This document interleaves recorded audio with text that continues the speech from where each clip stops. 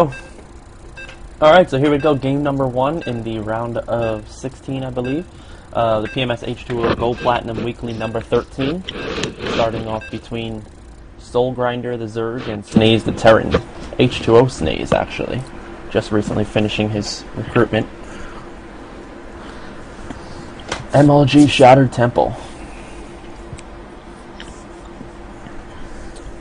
Love that portrait that SoulGrinder has. So jealous I couldn't go to BlizzCon this year.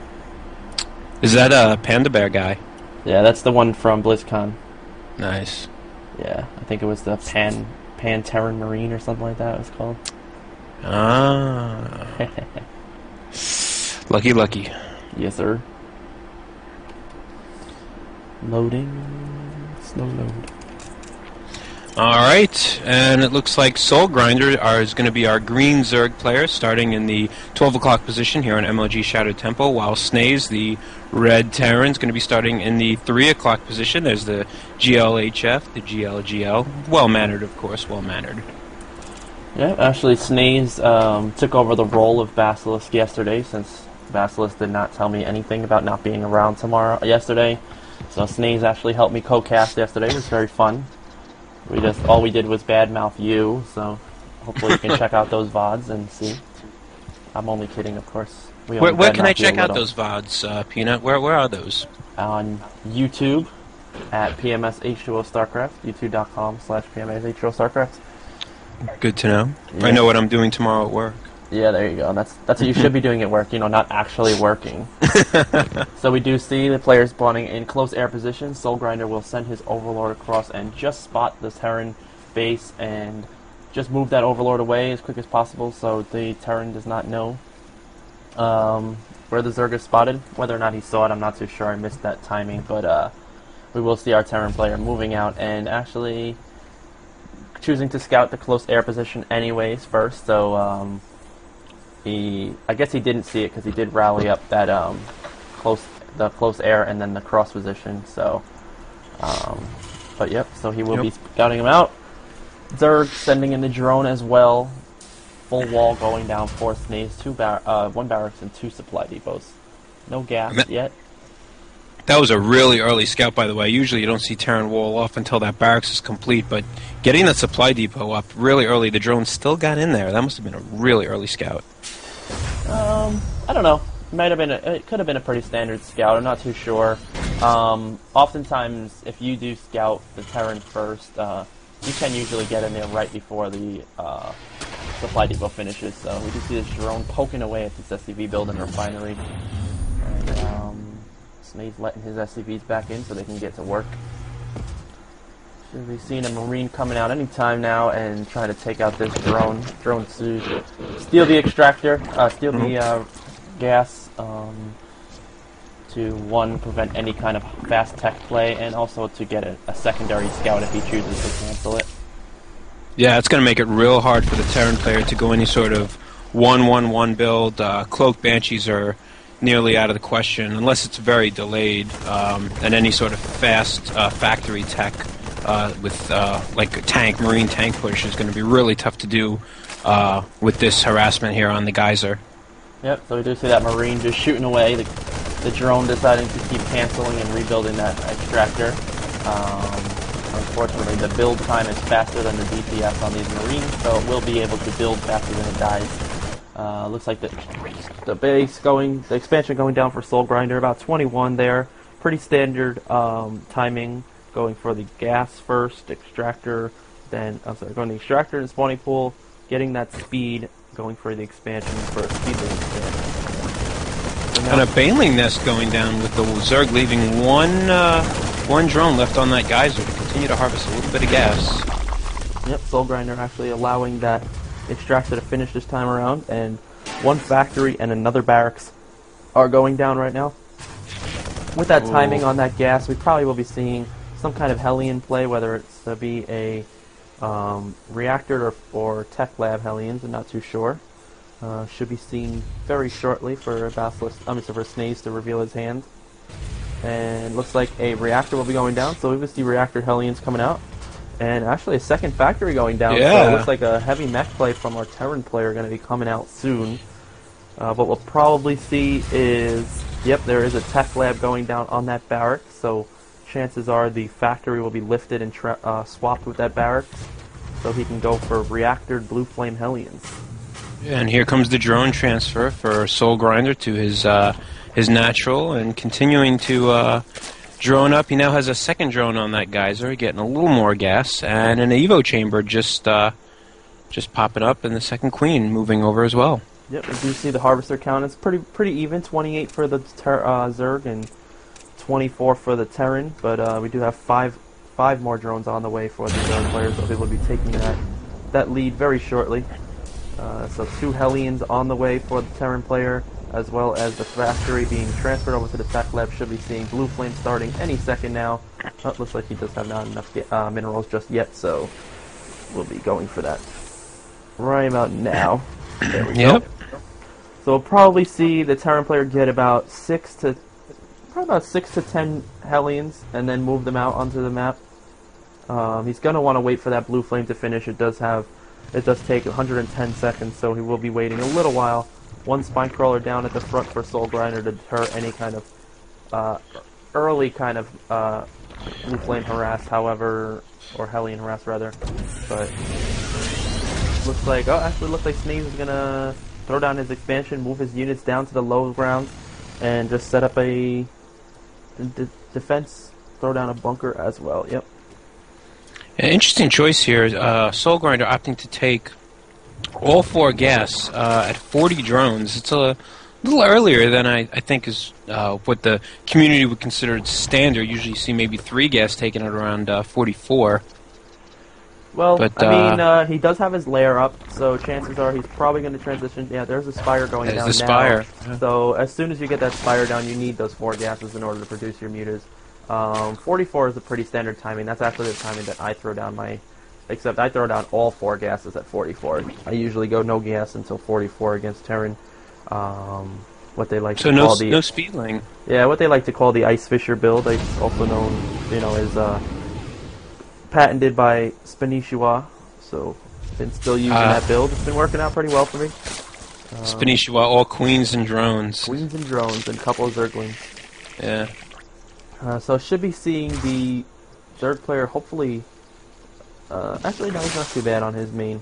He had a lot of drones before on his main, but he used them up. So we probably see him getting ready to take a third very shortly. Going to be breaking down the rock at the gold, but that's going to take a while as these lings are only not too many, and there's no upgrades on them just yet. So they will be taking a little while to break that down. Yeah, but he's definitely got the drones ready for it, up to 59. Definitely some oversaturation at the main. A little oversaturation at the natural. A couple of drones here and there running around trying to find an empty mineral patch, but he'll be in good shape when that gold goes up. And it looks like our Zerg player is going to get a little scouting info. I saw him make an overseer. I'm not quite sure. There he is, hanging out in the airspace between the Terran and the Zerg base. Yep, the Zergling did run up, got sniped out by those those bunkers, but was able to see that the bunkers are there, so could easily assume that there is an expansion. So we do see the transfer to Tech Lab, double Tech Lab factory, also an armory and an engineering bay, just finishing up here. Going to be throwing down a bunch of missile turrets to prevent for any mutas, and probably going to start going for some Marines and from tanks and Thors. Overseer will come in and see basically everything here. Sees all these Hellions, sees the double factory, and the armory, which is usually a tell that there will be heavy mech play from the Terran player. Yeah. Although the Terran player,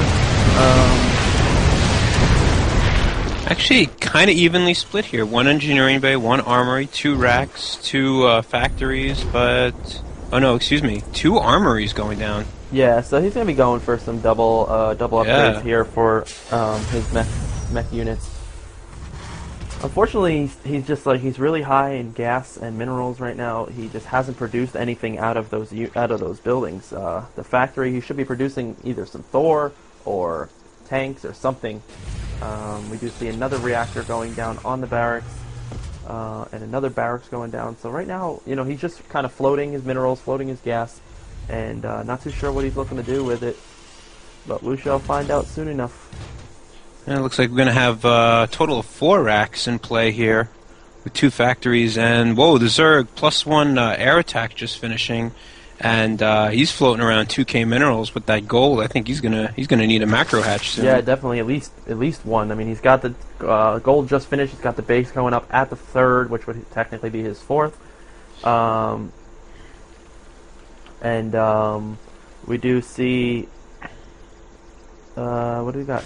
Sorry, I'm just getting messaged at the same time. Go ahead, take over for a second. Oh, it looks like we've got a huge lead in the food count. Almost 120, 118 for the Zerg player. Terran's starting to catch up at 93, but it looks like +1 ground carapace being researched. So we're going to have 0-2 lings, but we're going to have +1 0 mutalisks, and I think we're going to start to see some harass soon as that muta count gets pretty high. Right now he's looking at 12 mutalisks, not a ton of mutalisks, but certainly enough to do some damage with that +1. But 2 Thors back home for our Terran player. And do we have any more in production?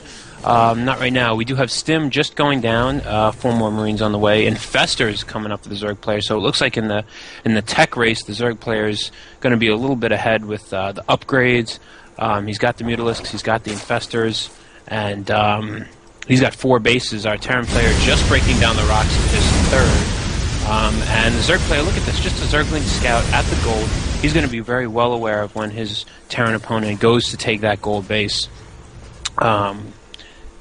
It looks like right now the Zerg player is just massing up a nice little army here. It's got 24, 48, almost 72 Zerglings, couple infestors. Don't have the... Oh, did he not get the... Oh, he did research the fungal growth, but it looked like this infestor just popped a little early and didn't quite get the extra energy from the energy upgrade. The name is escaping me. That can be found at the infestation pit. Glands. Thank you, the pathogen glands. There we go. Yep. Yeah, we do see how many Thors now. He's got 2 Thors, and still none in production. He's just got so many gas. He has a couple of SCVs idle. He has 4 idle SCVs right now.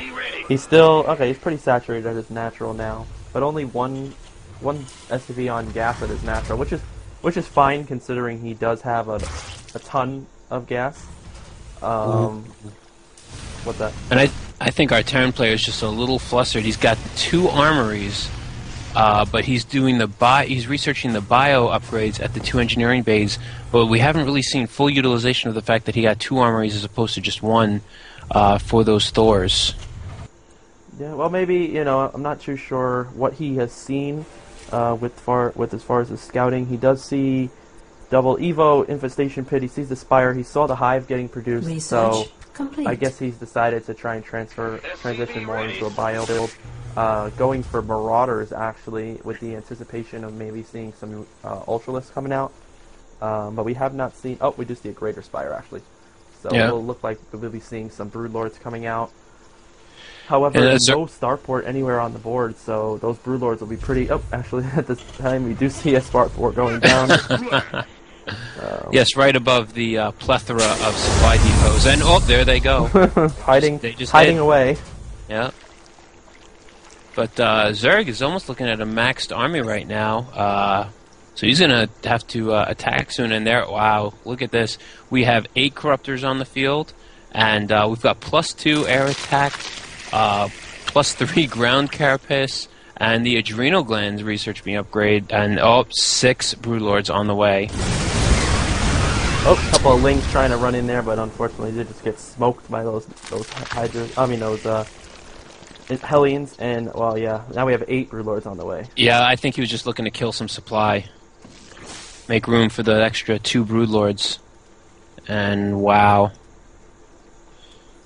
And oh, look at this! Muta's swinging around at the bottom of the map. I think we're going to see a 2-pronged attack here. Oh, it looks like he does scout that expansion. Yeah, he did have an Overlord he at had the Overlord dropping the creep over there, so he was able to see. However, these Mutas are about to get ready to pass over there, and oh, the Marines are moving away at the same time. So these Mutas will probably be able to take out this command center. I don't think these Marines will be able to get over there in time. There are 8 Broodlords complete, adrenal glands finishing, level 3 armor also finishing. And Ollie gets off that from Thor. Yeah, Command Center is burning up right now. Do we have +3 attack? No, actually, we don't even have +2 attack yet. +2 flyer attack about halfway through, and level 2 bio weapons and armor coming down for our Terran player. Oh, we're gonna have a battle. The Terran's pushing out. Yeah, it does look like there will be an engagement in the middle. There are 6 infestors here. We'll be able to do pretty well with those fungal growths. These Hellions will be able to roast away these flames without a problem. 3 spinning forward, taking out all of these Mutalisks. Wow! Those flames of Mutalisks are still down without a fight. No fungal growth going down as of yet. And 1 fungal does go down. 1 infestor gets sniped. It's Broodlord poking away, but the other 7 Broodlords are actually behind the army now. And they're pretty much unguarded. Another fungal growth goes down, misses a little bit, but huge fungal growth. The only problem is that the Terran player has no medevac right now, so his units are just spinning away and getting their health killed, and just no way to defend. And there is a GG from Snaze.